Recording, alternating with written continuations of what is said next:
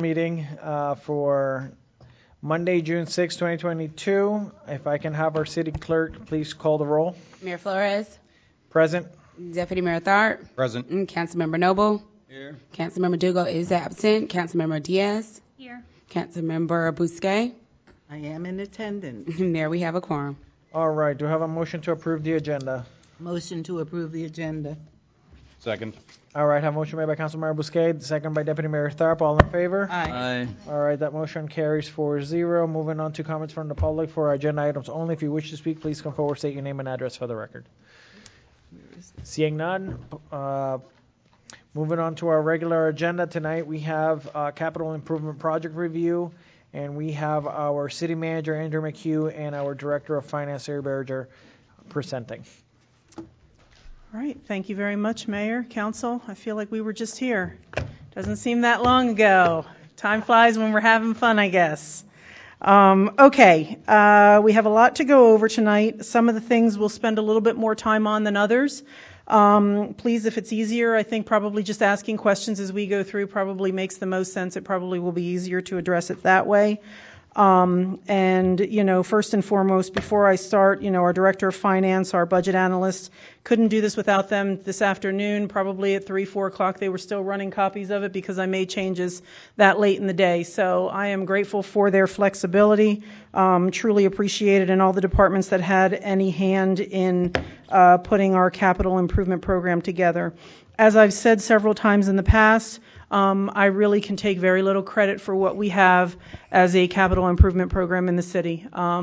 It is one that maintains our infrastructure in a way that we are not using funds that come in from whether it's the surtax or CARES dollars or now the American Rescue Plan dollars that we're going in and backfilling projects because the city has done such a great job of maintaining its infrastructure. So we have been very blessed that we've been able to really do a lot of quality of life projects with the funds that we've received, and you're going to see in here some pretty big numbers because we're starting to really get rolling here on some big projects here in the city that are really going to be major quality of life projects. So with that, we're going to go ahead and we're also going to talk about positions as well. I figured that that was something that we should talk about. We're then going to go over the forecast that we're looking at right now based on the projections that our finance department has put together, just so you can kind of see where we are, that snapshot at this point in time.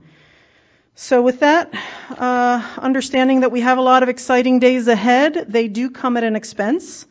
So with that, I just wanted to get some feedback from the council on some of the projects that, as far as funding is concerned, so we know what kind of information to put in the budget.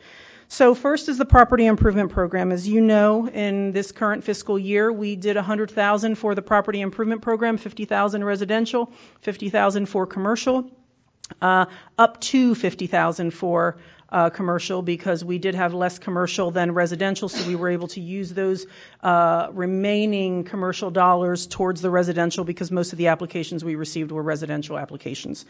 Just to recap, we did receive 32 applications for the property improvement program, totaling $129,000. So we did have a committee, and the committee did rank them. So we do have some that did not receive funding. They will be encouraged to apply next fiscal year, understanding that it's at the discretion of the council to provide that funding. So what we're just asking tonight is that should we put in the $100,000 again? Now, understanding that there has also been discussion, and I believe the council did approve as part of the code enforcement changes that some of the funds related to, I think, the collection of fines potentially could be used to fund the property improvement program. I believe that was done as part of that approval that was discussed with our city attorney some time ago. So understanding we don't have those funds available yet, so we'd be looking to continue to allocate funds from the council until we get to that point. But that was something that was discussed previously as part of that update in the code. So is the council interested in moving forward with allocating funds for fiscal year 23 as well for that program? How much was used for the for business? I don't have that breakdown. I would say maybe 25,000. Maybe. I'd like to continue, but I'd like to do 75-25. 75 residential, 25 business, and then the remaining going back to residential. Was it all expended? Yes, signed. the number of applications we received was 32, totaling 129,000. So technically, all of the business applications were approved. The business applications, and we did it on a scale, but those business applications were approved. Anything remaining on the business was then put towards residential. So with the way that it was this current fiscal year, 50-50, up to 54 commercial, and then whatever is not used can revert towards residential. Thank you. I'm in agreement with the 75-25, and I would love to see some of the results as we get them later this year. And we will be providing that. Any other comments? And understanding at this meeting, it's not just a matter you guys can provide direction. You can. This is not just a discussion. We categorize the meeting that way so that we can get decisions from you to move forward with. So we are looking for a decision from the council on that.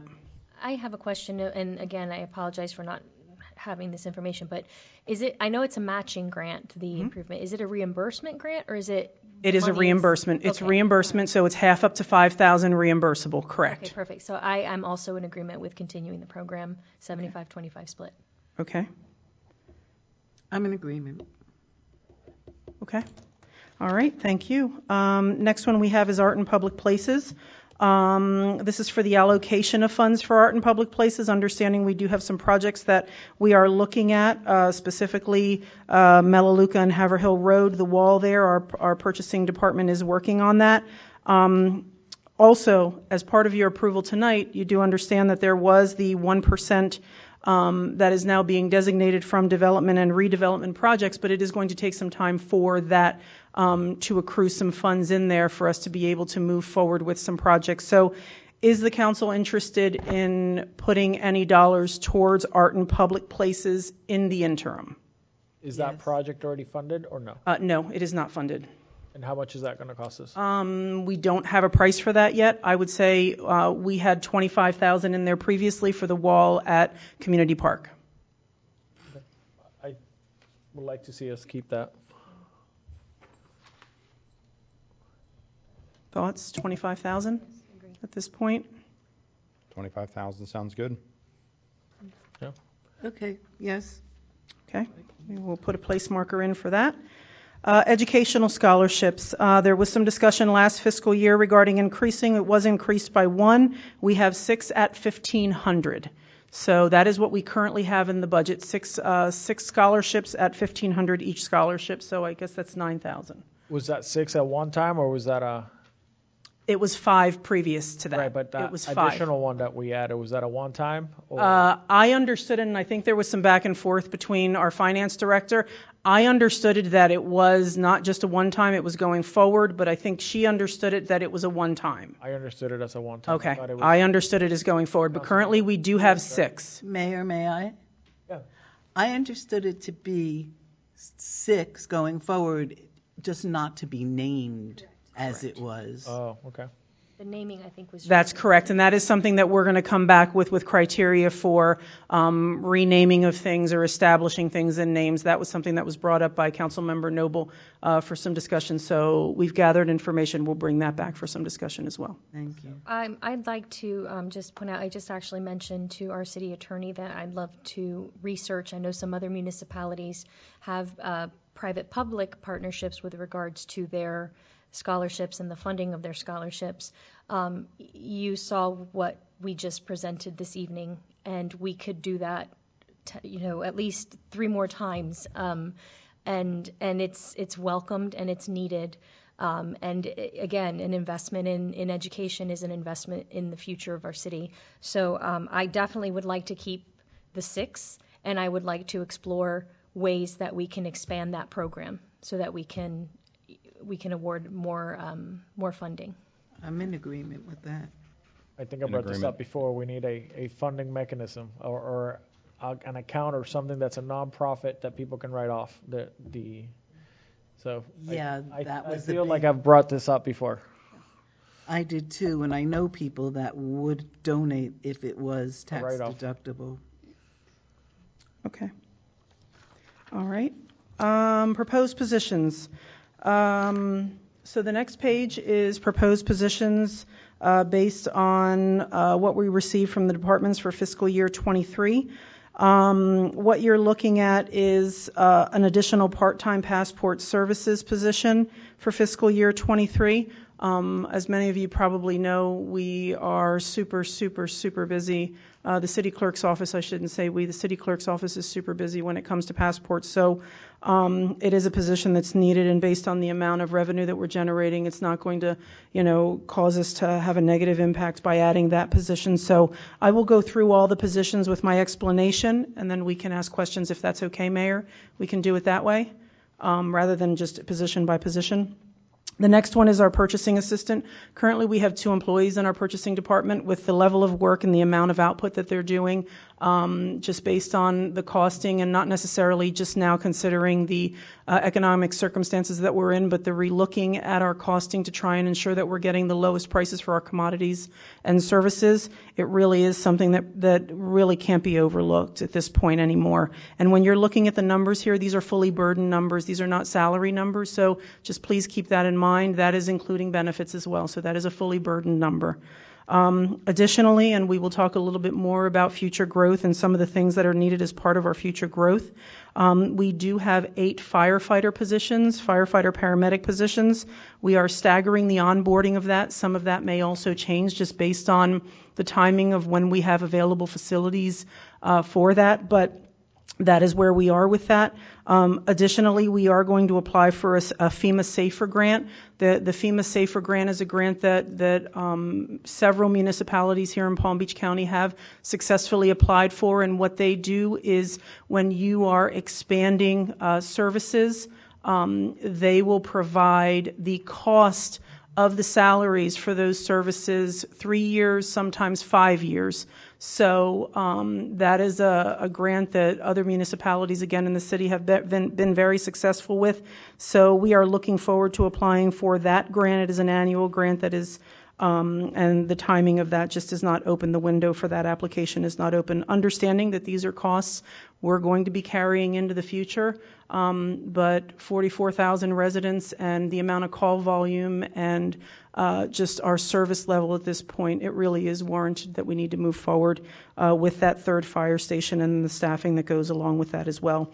I think we're pretty lean in how we've managed things, but it's time to take a look at that. So that is what we're recommending with those positions as well. For community and recreation services, really, I think some of this really has to do with COVID, and some of it just people want to be outside, and the usage in our parks have increased significantly. I think a lot of that has to do with the great amenities that we offer within our parks and just the quality open space that we provide. But for fiscal year 23, we're looking at upgrading the recreation supervisor position to an assistant director position. We have that in, and again, that's the difference in the costing there. Going from a part-time parks attendant to a full-time parks attendant. Currently, for the number of parks that we have, we only have 1 full-time and 1 part-time parks attendant, and it's just not enough at this point. We do have others that, help. The custodians help, other departments help with some of that maintaining of our parks, but we really need to have that dedicated position. So we would be upgrading that part-time parks attendant to a full-time position. And then in addition, just another customer service specialist at the desk in the community center. Reason being for that really is just the number of hours that we have. I think we're open from 9 to 9, 8 to 9. So you just can't do that all with 1 employee with the number of hours that we're open a day, and then also open on Saturdays. So really it's just something that just makes us more efficient, and we're able to manage the staffing better. So that's what we're looking at from that perspective. Additionally, you're going to see a few requests from PBSO. If there's any information that you need on those, I know there can, our captain is prepared to discuss any questions you may have on those, but PBSO is requesting 2 additional crossing guards. Our District 16 have confirmed that the location of those 2 crossing guards is warranted.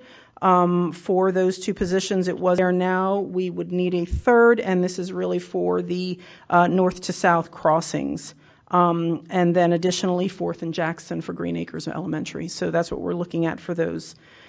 The other request is for a community policing officer. I think you know the success that we had with Deputy Davalos, and we will have with our new community policing officer. But community policing was something that has been very beneficial, and we did see a lot of benefit from that, whether it was the partnership with code enforcement when we were out and doing that work, or some of the other things that we've been doing. But initially, just a little bit of background on the community policing officer. Initially, PBSO did request a 3% increase from the city. In conversations that I had with our police captain, we just can't do 3% and then also add another position. He did go back and have some conversations with the leadership at PBSO, and they did agree to drop the increase to 2%, and also, if the city agreed to add the community policing officer, that doesn't necessarily cover 100% of the 3%, I don't believe. But that was PBSO offered the 2%, and the community policing officer. I don't believe that if the council chooses not to move forward with the community policing position, I believe the increase would then revert back to the 3%. So that's where I am on positions. Those are the positions. Not sure if there are other positions the council wants to have any discussion on, or wants staff to look into for consideration to bring back for discussion, but those are the positions that, based on our meetings with departments, where we are. I bring it up every now and then. Crossing guards. There's no reason why the county shouldn't pick up part of this cost. The way the schools were designed, they're all on the edge of the city and the county.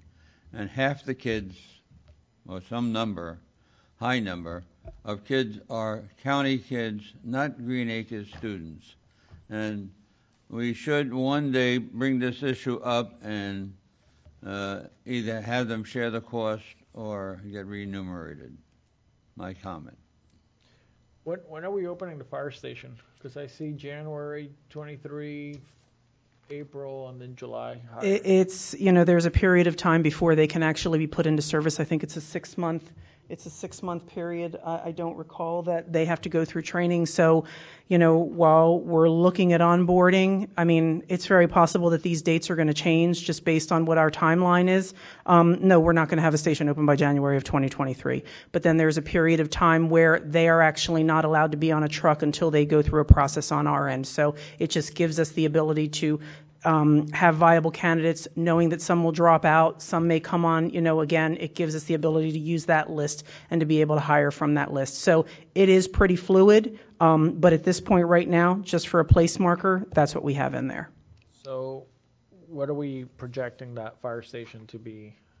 Well, here's the thing as well. That fire station is probably not going to start being built until the end of fiscal year 23 or the beginning of 24. But based on our call volume and things that we're looking at, just our response times, we are looking at using some temporary space. So we've identified some temporary space. Initially, we talked about potentially the land that the city has acquired, that, putting a trailer on there and being able to use that space, or renting space so that we can manage the call volume, because between the two stations, the call volume is just not manageable at this point. So that really is part of the reason as well for the timeline that we have, because that's what we're looking at. I'm in full support of the community policing officer. I think it's needed. I think it's the proper way of policing. So I'm in full support of that position. I'm having a hard time with a $1.5 million. That's the fiscal year 24 estimate. Right. That's a full burden, full year, right? Mm-hmm. Correct. He's going to have to. We have grown at such that we have to make some decisions. Has the and I'm asking questions without looking at this first, so I apologize.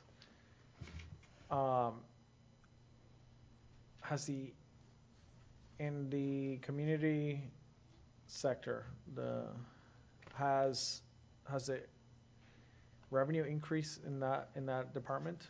We are at a point now, at least with our rentals, with our banquet, that we don't have availability going out several months. So we are looking at our parks are rented, our pavilions are rented. I don't know that, there's, I think, probably a waiting list for our facilities at this point. We don't have the availability, so I think from a revenue perspective, we're bringing in as much revenue as we can with all the amenities that we have.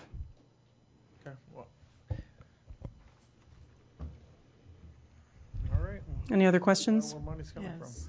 Do we have projections on the revenue, the tax revenue that will come in from? Yep, I'm the going to go over that properties? later. That's a little later on in the presentation. Say much because you cover it all. Yeah, nope, that's a little later on in the presentation. I have that. I have a question. With Green Acres being where we are and knowing the issues that exist across the county with housing and whatnot, and real estate being what it is, I know other municipalities have seen an increase of people coming in and buying plazas. We actually just saw Riverbridge switch hands.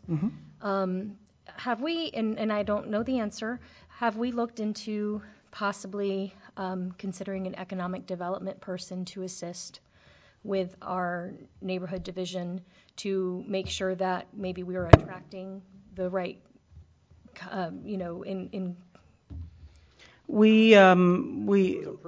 It was a position that we had in the budget a couple of years ago. It was not a position that was filled just because I didn't feel that we were at the right place for that. Based on just having approval of the strategic plan, we weren't at a good place. I think that you can see from our Development and Neighborhood Services Department that we're updating a lot of our codes. We're making changes to a lot of our zoning to provide for some flexibility, things that will give us more opportunity for growth in the long run. I think some of the things that we're seeing, and we're trying to be very cautious of that, we are very protective of our commercial land. And we are seeing that some developers want to come in and build apartments, build houses on our commercial land. And those are things that we are looking at very closely because that will change the amount of revenue that we're bringing into the city. So it is something that we're looking at. I'm not saying that it's not a position that we couldn't use and benefit from. I just felt that a couple years ago when that position was on the books, there were some other things that were more critical at the time. And it wasn't a position that I felt that we were at a place that it made a lot of sense to do that back then. And to save those dollars, we still had a little bit of a ways to go. I think we're better positioned at this point that if it's something that the council would like to look at, we can absolutely put that in. So it's been approved, but it's just not budgeted? No, it was a position that was previously approved. I don't know the logistics and the behind the scenes stuff, how that works, whether it was approved and then it's just currently not funded or it was actually just removed. I don't know the answer to that. I'd have to find that out. But if that's something that the council would like us to look at, we can, when we come back July 18th, any of the things that we're not able to deal with completely tonight, we can bring back and recap at the July 18th meeting when we have our discussion regarding the budget, and those are things we can follow up on. So if it's the council's interest to have us look at that and look at the costing of it so you can see what that looks like, we can bring that back.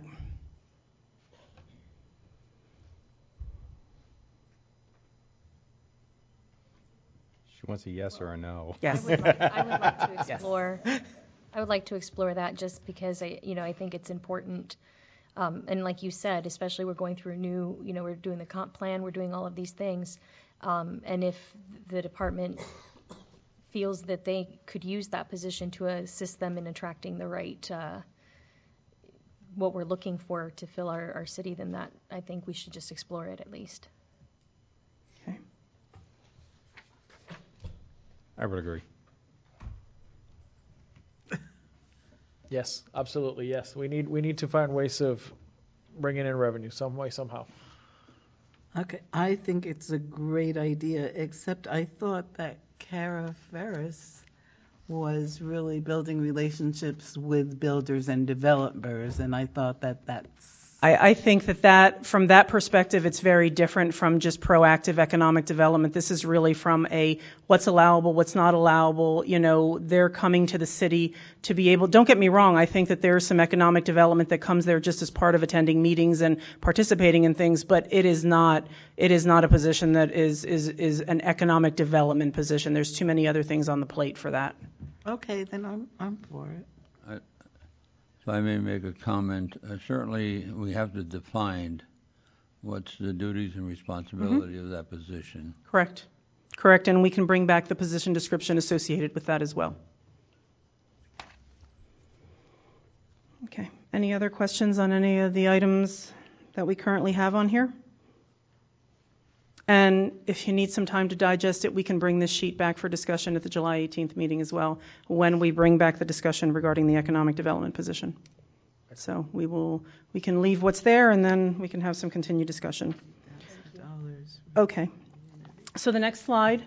The next slide is actually a slide that we have included since the merger, and that is just our law enforcement services agreement. So if you see what that total cost is, including the community policing officer, the 2% increase. One of the things, just as a reminder, the merger was effective February 1st in the city of Green Acres. So when we're looking at the budgeting, we're not budgeting for the full year. Until February 1st, we are budgeting for the fiscal 22 cost, and then the new cost comes into play as of February 1st because that's when the merger was effective. So when you see different prices in here for the costing and how that pricing works with the February date. If there's a question, that could potentially be the answer to your question. But in looking at fiscal year 23, we are looking at $10.7 million. That includes the 2022 contract, the 2% increase over 2022, the community policing officer, and the crossing guards. When is that contract coming up? That contract is a 10-year contract. We entered into it in 2016. Okay. Yep.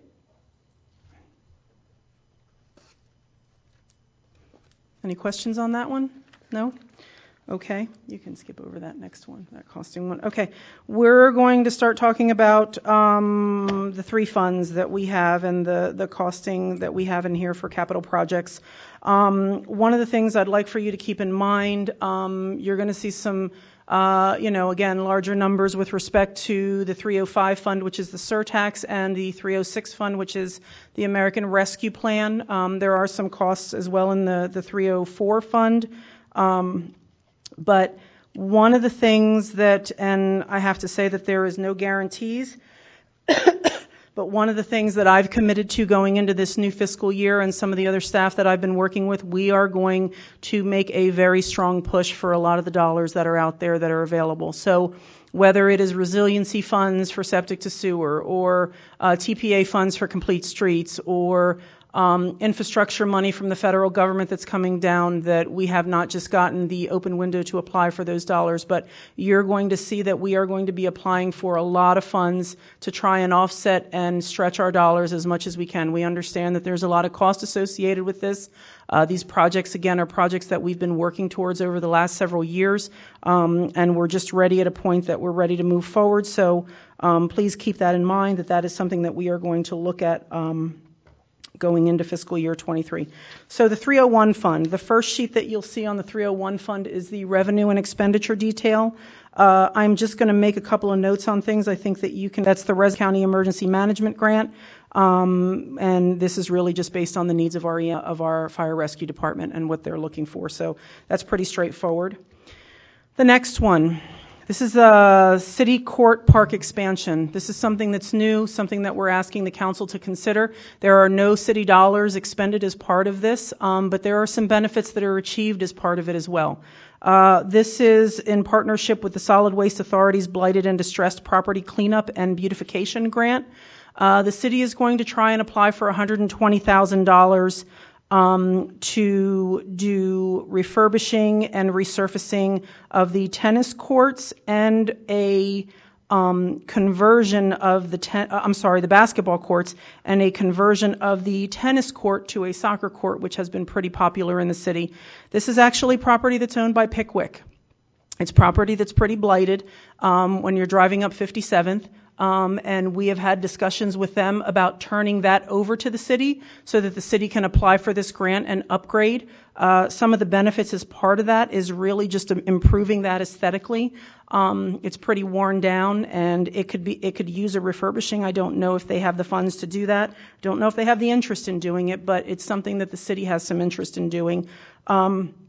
It will also add to our open space as well. And, right now, based on the per thousand, acre per thousand residents, we're short on available land. So we thought this was an opportunity to be able to provide some open space. And then additionally, if we convert the tennis court to a soccer court, as we've done in a lot of our other parks, and we've seen a lot of success with that, this may reduce some of the parking issues that we have down at Rambo. We think a lot of the residents, or it's very possible a lot of the residents that live at Pickwick go down to Rambo to use that court. So we felt that there was a benefit there as well, and that there would be a lot of usage from the residents as well. It would become a city facility. But again, it's something that we are applying for Solid Waste Authority dollars to do this. If we don't get the dollars, we're not going to move forward with it. Good questions. How about the letter that I received from Pickwick? We're in conflict with them on a fee. That is a fire fee that they've received. That's something that our city attorney is working through. Our city attorney is dealing with them with that. Settled before we can go further, I would assume. It's something that could be part of the discussion, but I think that their interpretation of what the requirement is very different from the city's interpretation. So that is something that's being worked on through the attorneys. Okay, now is this 120 every year? 120,000 No, every it's year? one-time cost. One-time cost to do the upgrades. There will be maintenance long-term, yes. There will be a maintenance cost. Yes, there will be maintenance, long-term, and that's part of what you'll see is from our 303 fund with parks maintenance, and whether it's resurfacing or replacement of amenities, that'll be part of the 303 fund then going forward. We will never own this property. We'll still be Pickwick's property. No, they would turn that over to us. That's part of the agreement. We would own that Correct. property. That is correct. Within their complex. That is correct. It is technically, it's along 57th. It's not necessarily within the boundaries. It is along 57th. It's not within the community. Thank you. Any other questions on that one? No? Okay. Moving on to the 303 fund. This one really is for any park-related projects that we have. Excuse me, the impact fees that you'll see in the residential there is also Nash Trail and Sunset Springs as well, both of those two communities that are slated to be developed. So we have put those in as our revenue. And then we'll go into detail with the expenditures in a minute. But you'll see the beginning fund balance at $1.6 million in the 303 fund, with the net change of $383,000 of revenues over expenditures, with an ending fund balance of $1.2 million in the 303 fund. So looking at the first one, and some of these I really won't go into a lot of detail, but we are winding down. As you know, we put a lot of brand new play structures in the city at our parks with Thanksmen of Place. Can see a breakdown of what the costing is for the $293,000 that we're looking to expend in for 23. And there's also a matrix after that. If you want to be able to see the matrix looking in out years, you can also see the matrix as well. So if there's no questions on that one, I'll move to the landscape rejuvenation. That's just $10,000. We have the standard $10,000 in there every year in case we need, so that we're able to do any landscaping upgrades that may come about within the parks.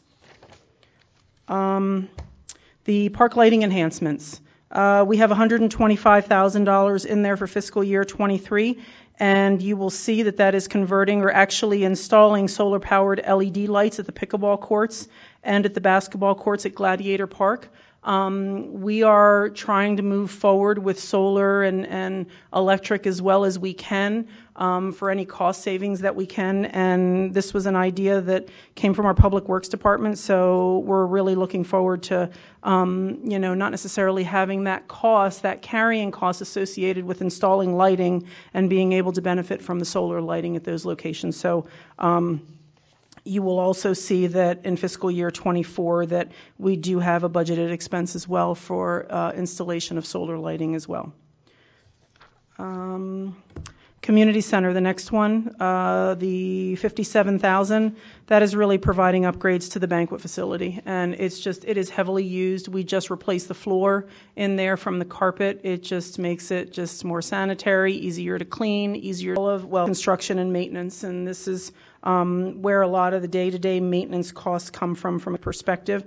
You will see that on the revenue side, the second option or the second local option, gas taxes projected in there. And then we also have some offsets. The fire rescue, excuse me, equipment grant is reflected down in the fire rescue equipment, and then also the JAG grant. The JAG grant is a grant that we get every year. That is one that we're really putting towards cameras in the city, so you'll see that as we go through that as well. This is a fund that there's not a huge balance in this one. Over the years, the city at one time was doing a larger interfund transfer from the general fund to the 304 fund. That has decreased. We did increase it a little. See the matrix that goes along with the equipment replacement.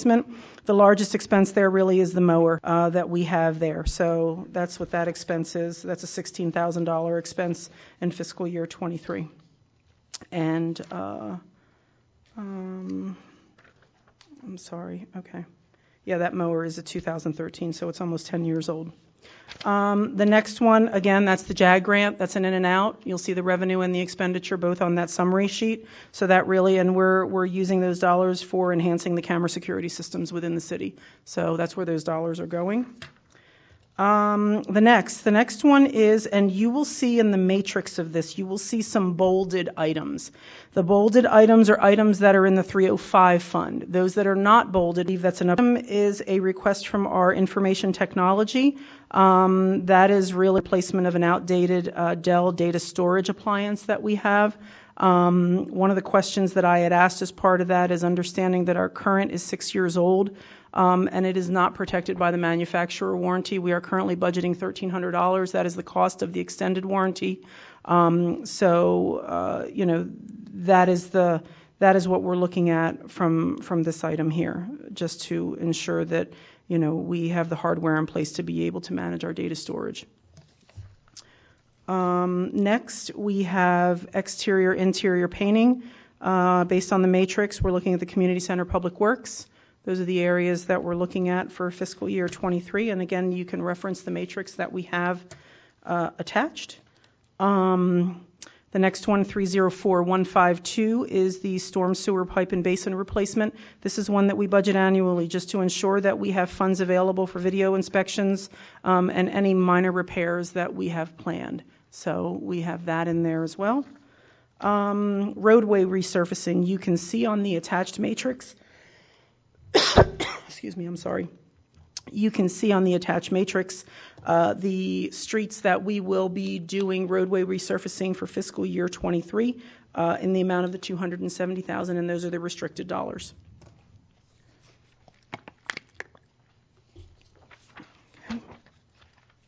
The next one, 304191. This is renovations to the fire station. This is one that, unfortunately, I hoped I had better news for you guys on this one, but, just the way things work, they are what they are. But unfortunately, I got notification from our lobbyist last week that both of our items up at the state were vetoed. So the day before the governor approved the budget, he went through and he vetoed significant number of bills for Palm Beach, Broward, and Miami-Dade County. So unfortunately, we lost those two items. And this understanding that, this was recommended by the majority of the legislature to move forward with these projects. So the $300,000 for Chickasaw Road, the $150,000 for the bunk room, those, unfortunately, we will not be getting funding from the state on both of those. They were included in the budget, but they were vetoed in the end by the governor the day before he signed the budget. But we need to move forward with them because right now we just have an open room for our bunk space, and it's just not appropriate. We need individual bunk spaces for our fire rescue staff. So we have to still move forward with it. We're putting it in there. We just don't have the offset, unfortunately. The next item is our fire rescue equipment. Thankfully, actually, this number would have been higher going into fiscal year 23, but some of the CARES dollars that we received, our fire rescue staff identified some of the costing for fiscal year 23 that we could use those CARES dollars for, so that was able to reduce that amount for fiscal year 23 to $84,000. Now, one of the things that we are doing as part of purchasing vehicles that wasn't done previously, and I did discuss last year as part of new vehicles, emergency vehicles, is that we are getting them equipped with all the equipment we need. So when we have the new vehicle, we have the new equipment. We don't have a situation where we're putting outdated equipment in a new vehicle. It makes the most sense to manage it that way. So, but there are still other equipment that we have included in our matrix as well. So again, as I said earlier in the presentation, we are going to be looking for funding anywhere and everywhere we can to try and offset some of our costs to be able to manage our dollars as wisely as we can.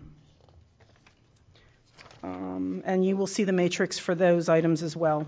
And then the next one really is just a standard that we put in every year for the landscape rejuvenation, and again, in the 304 fund. Remember, 303 has dollars in there, but those really are dedicated to parks. These are in other areas that we can use them of the city, because the 303 we can't use in these areas. So that's why we have that line item here in the 304 fund. Flooring, the $24,000 that was slated to receive $23 million over a 10-year period, with approximately $2.3 million a year. We are receiving more than $2.3 million a year. So the way that law was written was that it's either $23 million, the $2.3 million a year, or $23 million, whichever is reached first. So more than likely that will sunset prior to the 10-year period. But where we are currently, and understanding, I think one of the things to look at with this, it's not that there's only $2.7 million left in the surtax fund. That's not how that works. This is really just based on the current fiscal year, what our anticipated revenues, our anticipated expenses are, and then what we're looking at, the difference in the two. So we're looking at potentially receiving in fiscal year 23, $3.7 million, just based on the numbers that we get, and those projections that we get. So we are projecting $3.7 million to be received. I think that based on the information that our finance director and I went over this morning, I think we're looking at about $8 million left, $7.8 million, $8 million left there. So this is where we're really going to focus some of those dollars towards our bigger projects that we have coming down the pike. So you will see that some of these projects, whether it's roof replacement, AC replacement, those are going to revert back to the 304 fund, because I really want to be able to keep these dollars for some of the things that we want to close out with and some of those big projects that we're looking at. So you will see the federal monies that are coming in as offsets, and I'll go over those as we go through each one of them individually. But I wanted to be able to just show you that the beginning fund balance is at $2.2 million. Based on the net change of what we're projecting as revenues over expenditures, we're looking at $2.7 million as an ending balance there. And again, that is, we're looking at, it's a snapshot in time. It's not necessarily what we have available. So the first one, as I said earlier, we're winding down the replacement of play structures. Fiscal year 23, we're gonna put some work into Veterans Park. I think that some of you know that it probably needs some attention. There are some things that we can do with improvements in that park. We have some issues that we've worked with PBSO over the last few years, just on things that happen in the park, and we want to make improvements, because we think if we can do some of these improvements, it'll really just improve it aesthetically, open it up in a way that, that individuals don't have the ability to break the law within the park. I mean, it could still happen, but we're hopeful that these changes really will provide some great benefit within the park. So that's what we're looking at for fiscal year 23. We'll be converting the multipurpose field at Veterans Park into soccer fields and installing the play structure with the shade structure as well. And with the multipurpose field, I think one of the things that to keep in mind is that we never have enough space for field requests. We never have enough available fields for the requests that we get. So we are keeping that in account, knowing that there will be some offset in revenue from that as well. That park is highly utilized with soccer in the court and volleyball. Mm-hmm. Yeah, so we're going to make some changes we're going to make some changes with the field. We're going to, I think the improvements that will probably really increase the traffic over there with the improvements that we're going to make. The next one is the vehicle replacement. That's another one. This is the one where I had said earlier in the 304 fund, the bolded items for fiscal year 23. We're looking at 4 vehicles The passenger bus, it's a 1995 school bus. So that's something we're going to look at for grant funds as well. I know that, potentially there's potential for some grant dollars to get a new bus. So while we have that in there, we're going to try and find some grant funds for that. We also have the claw truck. It says trash truck. That's a claw truck. We need that for vegetation and debris removal. That's a truck that is in need of replacement, unfortunately. So we have that slated as well for fiscal year 23. And then also we have a pumper and a medic that we have as well. And again, in discussions that I've had with our public information officer, our finance director, and our directly impacted departments, we are going to do an all-out full court press on grants at the city. So we are going to do everything that we can. What happens with these old trucks? Do we sell them? Yes, we do. And actually, I think the last couple that we have had, I think that we have one that is a leftover that we saved as a backup in case the current is out of service. But we do sell them. And actually, I think the last engine we had, we made a decent amount of money off that engine. That truck, trade-in value was 40. Okay, so that's that one. The next one is the roof replacement. That's at $400,000. That is the roof for City Hall. City Hall is 16 years old. And we are looking to undergo a restoration that gives the roof an additional 20 years. So it's not a new roof, it's a restoration. And I actually spoke to our Director of Public Works who explained what is entailed with that. And what they do is they peel off a layer. I believe it's the bottom layer. They clean it and then they resurface or recoat it. So that will give us an additional 20 years rather than actually putting a whole new roof on. So it's a lot more cost effective than putting a new roof, and it actually will last us a good 20 years. So we're happy about that. Although it's a cost, we're happy about that. HVAC replacements, you'll see on the matrix again, the matrix attached to that, that they're for fiscal year 23. We have replacements. I think it's at the community center and Public Works potentially. I think that's where they are for fiscal year 23. Next one, the original section drainage improvements. As you know, we are in phase 8, the final phase of our original section drainage improvements. This was something that was started before I actually came to the city, so we're pretty excited about bringing that project finally to completion throughout the original section. So understanding that we do have CDBG dollars that we received, the decision was made to allocate those dollars towards drainage improvements associated with the septic to sewer project. So what you'll see here is that really for fiscal year 23, that is covering the cost of lift stations as part of the project. It is separate from the costing for septic to sewer. One thing to note, our dollar amount from the county for CDBG funds, based on the matrix that they use, is $198,000. But I will share that Palm Beach County Water Utilities has also said that they will be contributing towards the lift station. They have not, unfortunately, given us how much they're going to be contributing, but as recent as last week, the director of Palm Beach County Water Utilities did say that they would be contributing towards that. And the one thing that I am not sure of, I know the county has had discussions about septic to sewer dollars that they are going to have available. I believe it's approximately $6 to $8 million that they're going to have available to the municipalities. I have not received a determination yet whether or not Palm Beach County Water Utilities is using those earmarked $6 to $8 million as where they're getting the money from, or if it's going to be two separate pots of money. So we're not sure. Palm Beach County Water Utilities said that they would contribute towards the lift stations as well for these projects. So that's what we're looking at there for 305193. Quick question, and Yes. kind of not really budget related, but we had 7 inches of rain over the weekend. How did we fare? Didn't hear that there were any issues. I drove through the original section on Sunday. I did not see any major issues. I didn't see anything that was any kind of concern to be able to report back. So hopefully that means that we fared pretty well with it. Thank you. Yep. The next one we have is the entryway signs. We are moving forward with the ones that we had based on the carryovers that we previously had, but we have 2 remaining. And of course, based on what the council's direction was, the rendering is included of what we're going to move forward with those. So we currently have the others that are in the process of being constructed, and then they will be installed, and we will have 2 remaining, so that the entryway signs will be completed then.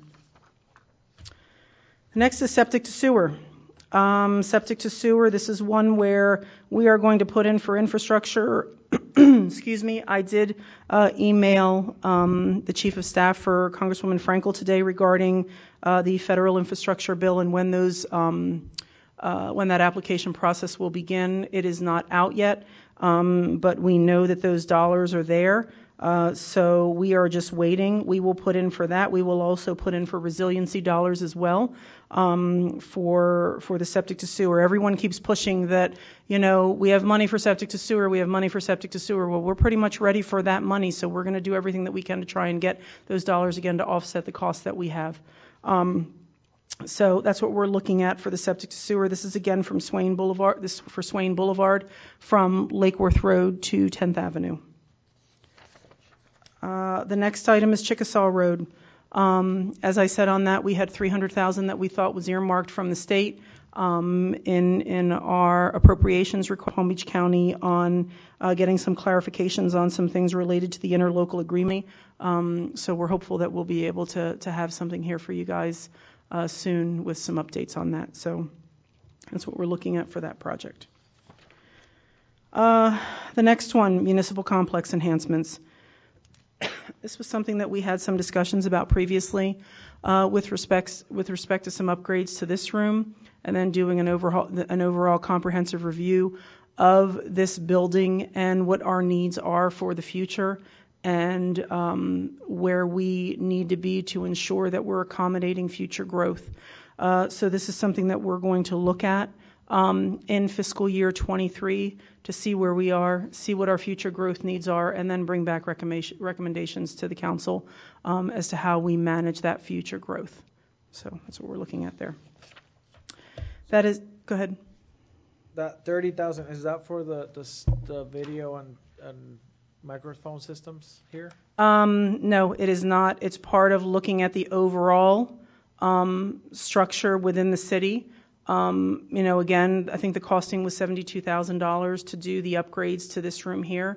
If the council wants us to move forward with that, unfortunately, it's probably not something that's going to be able to be salvaged depending on what we recommend going forward. We can look at some options. I know that there was some recommendations to reach out to the TPA to see how they do their meetings and, what their infrastructure looks like. So that's something we can look at to see if we can find some kind of, less expensive fix at this point. But we probably were not going to look to recommend the full $72,000 to do something that we might just scrap a couple years from now. Right. As part of upgrades. So the 72,000, what did that include? That included a full, I believe it was 72. It was either 72 or 95. I want to say, I don't remember what that cost was. For the audio, I think it was more like in the 90s. Okay, but it was literally a full overhaul of the current system we have because the current system's 16 years old. So it was microphones, it was the ability to be able to see when someone wants to speak, all of those things that go along with upgrading the audio visual for the room. The TPA did it for not that much, and they have 21 members. Okay. Yep. So we should definitely. Absolutely. I'll reach out and get that information from I have them. a comment or I have a question. I'm not aware that we, as a city council, has approved anything related to video No. recording, and I don't think the mayor should assume that is approved and should be going forward until we have a discussion on that issue and decide whether we do want to go forward or not. What I can do is I can get that costing, knowing that we have the other cost that was discussed with the council. I can get that costing from the TPA, and we can bring back for discussion on July 18. Yes, please. Thank you. Mm-hmm. I have a question. Mm-hmm. I didn't notice, and I'm sure it's here someplace, revenue from the city of Atlantis and when that contract is coming up. That actually, last year, the council approved that we would enter, we actually negotiated prior to that contract coming due. We entered into a 10-year agreement with them. So we are locked in with them for the next 11 years, technically. This year would be year 1 and then 10 more years. But that isn't reflected in these dollars. That's reflected in revenue elsewhere. So that's not reflected in anything related to the capital improvement projects. Okay, thank you. But on July 18th, we can specifically, we'll let everyone know what that revenue amount is. Okay, thank you. Anything else on 305? Okay, 306, the American Rescue Plan. That is the $20 million that the city is receiving from the federal government. We received half of those funds, and a year later we will receive the second half. I don't know the exact date of that, but we'll receive the second half of funds. What you're seeing here, though, is we only budget those funds as we spend them. We have some of those dollars tied up in some investments, I believe, trying to get any kind of return on any investment that we can get while we know it's minimal. But anything that we can get on, $10 million, we're going to try and do just to generate, as much revenue as we can. And I know that that's something that is very important to the council. We take it very seriously and look at every opportunity that we can to generate revenue wherever we can. So, Fortunately, interest rates are moving up. Correct. So that will only be to our benefit, hopefully. So absolutely, and those are things that we'll take into account as we're looking at forecasting as well. So what you're seeing here, it's probably easier to just go through each one of them because you're seeing the beginning fund balance less the net change based on our revenue versus our expenditures and the ending fund balance of $7,000. So, and again, that's just a snapshot in time for fiscal year 23. But the next one you're looking at is Complete Streets. Complete Streets, actually, we don't have anything budgeted in fiscal year 23. That is not something that we're going to look at until fiscal year 24. That is going to be part of the septic to sewer project. We are going to look at transportation alternatives funding. The window for that is a 3-year window. So potentially if we start this project or when we look at the timeline for septic to sewer and then potentially the overlay or the Complete Streets, we would be starting at some point in 24, 25, so hopefully that'll line up with that transportation alternative fundings, which I believe the max is $1 million. It's not as big of an amount as the other funding that TPA has. That's a 5-year window, but it's, we're going to try and shoot for the max available on that within that window, and we're hoping that would be something that we might be able to look at. So that's what we have for Complete Streets. Again, I think any other sources of funding that we're able to go after on that, we're going to make every attempt that we can to go after any available funding possible. Youth programs. This is one where we are looking to build based on just discussions we had with the council last fiscal year moving forward with engineering and design. The engineering and design is currently being done for that building. And I don't want to say that thinking that some in this room are probably thinking, well, I haven't had any conversations with them about what the needs are. We're not that far along yet. Our land, we're looking at based on the costing of $7.5 million. As you know, I think I provided some information that the House Community or the Community Project Funding, Lois Frankel, Congresswoman Frankel, is recommending the full $2 million that we requested from her office to be included in the federal budget. Again, we are only at the mercy of those that are making the approval in the end, but at least that earmark is there at this point. That she was so impressed with our program and what we have to offer that she made the recommendation to include the $2 million in the federal budget. So we have that one. And then the next is the fire station. We are looking at, for next fiscal year, as you know, we did acquire some land recently. Based on the council's approval, I think at the last council meeting, there is still another parcel that is needed as part of being able to have the grouping of parcels together. So we have some dollars budgeted for land acquisition, and then we also have dollars budgeted for planning and design, and then the construction in fiscal year 24. And then the last is Emergency Operations Center. You know that we've had some discussions about some available land close to City Hall that we are looking to try and acquire. So we are hoping that we will have that completed here soon, and we would move forward with the Emergency Operations Center. One of the things that, as part of building an Emergency Operations Center, there are a lot of available funds for the training facilities and emergency facilities, so that's something that I've had some extensive conversation with our fire chief on. We are going to go after as many dollars as we can related to our Emergency Operations Center, and some of the funding that the federal government does also provide for emergency operations centers with respect to resiliency. Those are things that they really do like to fund, so we think that will be pretty beneficial with that. So that's what I have for capital projects. The next sheet really is just a summary of everything we went over. It's just a comprehensive summary. You can look at that in more detail later.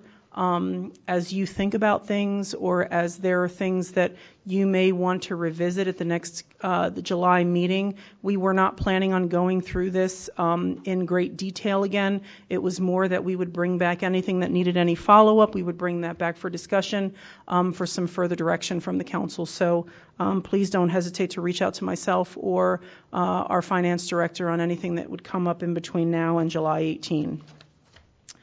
The next one. Councilmember Bousquet, here we are. The next one with respect to ad valorem.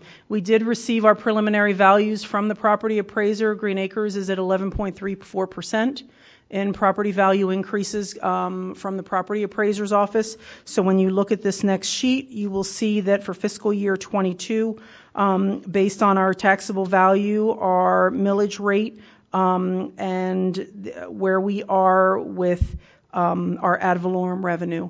And then you will also see, looking at fiscal year 23, based on the taxable value from the property appraiser that we received at 11.34%, and with the 6.4 millage, the revenue we're looking at for ad valorem is $15.4 million. So that's where we are, and we'll discuss that in greater detail on July 18th. All right, our forecast, where we are currently, a snapshot in time.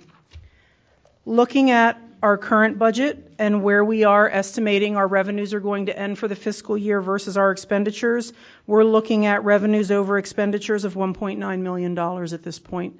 So again, managing our expenses well and looking for every opportunity that we can get to increase revenues wherever we can. I think our staff does a really good job of managing the revenue in the city and looking for opportunities to generate revenue wherever we can. So we're looking, whatever extent of extenuating circumstances have come up from, personnel services, anything that, has increased along the way. That's where we are at this point. So any questions on that? To go along with that and separate, it's not something that's on a slide, but I wanted to get some approvals from the council on a couple of things related to the budget, and I just felt it was appropriate to bring this before you and discussions with our finance director. One of the things we're looking at, as we've talked about, we're looking at a medic truck for fiscal year 23. Understanding that it takes a year to get a medic truck. We would like to move forward now to give the go-ahead for the medic truck, understanding that we don't have to expend any dollars now. We just have to give the go-ahead. That'll reduce our lead time to get that truck. So if we do it now, we're not expending dollars, but we will hopefully get it, at some point in fiscal year 23, rather than waiting a whole year if we don't wait to order until October 1. What is a medic truck? The medic truck is an ambulance. Thank you. And what did you say the cost was? The cost of that, I believe, was $800,000. Was that one $800,000 or 400. $400,000? $400,000. And again, that is equipped with everything that we need in the vehicle as well, correct? It's the reason is because the chassis are not available. Yeah. Sounds good. I think we should move. There's no, it's a matter of if the council is okay with keeping that, let's go ahead and we wanted to be able to do that, but we wanted to get that direction. At this point, yeah. Everyone, okay. The other thing that we're looking at, and while the cost is minimal, it's not something that we had budgeted, and yes, we could find the dollars, but I just wanted to bring it to your attention. As you know, the increase in commodities and the cost of everything going up, our 4th of July event, firework costs have increased only by, I mean, really, it's only a $2,500 expense, but I wanted to be able to bring that up so that we can move forward with covering that $2,500 cost and finding that money to be able to do that. So I just wanted to bring that up so that you're aware of that. It was something that I know our finance director was more comfortable if we had that okay from you guys. Yeah, my okay. All right. All right. So, all right, good deal. So we're looking at events for fiscal year 23 now. We're done talking about the capital projects, and done talking about the forecast and where we are with the ad valorem. Looking at events for fiscal year 23, you can see there the events that we're planning for fiscal year 23. The only thing that I wanted to add with respect to Rock and Roll Sunday, we are also going to be doing a chili cook-off with fire rescue. So we are going to add that. We'll invite the other fire departments, the county, any emergency services that want to come and lose to our fire rescue in a chili cook-off event. Considering when we went to Tequesta won, and I think they only won because it was their event. So, because at that event, I actually think Riviera Beach had the best chili at that event. I volunteer to be a judge for that. Yes, so that's something that we are looking at to add as part of the Rock and Roll Sunday. It's already a huge crowd event.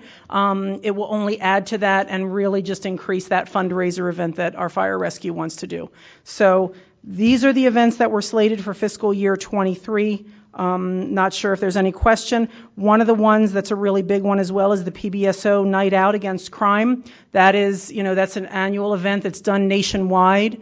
And PBSO has selected Green Acres to be their host city for fiscal year for this event. It's technically October of this year, but that's something that we're looking at, and we will be the only national night out event in the whole county at Green Acres, so we're pretty excited about that one that we're looking at. Any questions on those? Where's the veterans? We don't include that one as part of that, only because that's really managed through administration, not necessarily community and recreation services. Oh, okay. So I have another irrelevant question. Mm-hmm. Can we do something inexpensive for Memorial Day? I mean, the Veterans Day event didn't cost us much except for the fabulous park that you gave us, Carlos, but... Yep, we can talk about that. I'll talk about that with our PIO, see what we... Is there anyone here from the council that wants to add anything to the report? All right, do I have a motion to adjourn? Motion to adjourn. Meeting's adjourned.